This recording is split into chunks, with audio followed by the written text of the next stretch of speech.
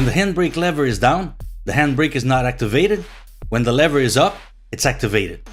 When you're parking, you don't need to press the button to activate the handbrake, but you might need to do so in a few situations, like we'll see later on in this video. Sometimes you pull your handbrake too hard, or someone else pulled it, and when you want to deactivate it, you're unable to press the button down. The reason for this is that there's too much tension on said button. So the trick here is to pull the lever up a bit until you see the button sinking into the lever like this. It'll then become a lot easier to press it down. Sometimes we don't lower the lever completely or forget to release the handbrake altogether before we start driving. Lots of times, unless we pulled it very hard when we parked, we probably won't notice that the brake is still on. But over time, the brakes will wear out faster, and since they'll always be on, it'll also cost more in fuel. So to make sure that that doesn't happen, we should always get into the habit of checking the dashboard for any indicator lights before leaving to make sure everything is okay.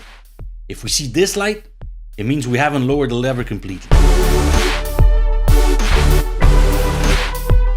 The handbrake is activated through a system consisting of cables and springs. Over time, rust and dirt can set in. So if you don't use it regularly, it can jam. Even though the handbrake should always be activated regularly, even when parking on a flat surface, if you don't do it, try to at least pull it a few times once in a while so that it doesn't get stuck. If you store your car for a certain amount of time, it's not recommended to activate the handbrake unless absolutely necessary, because again, it might jam and you might not be able to unjam it without the assistance of a mechanic.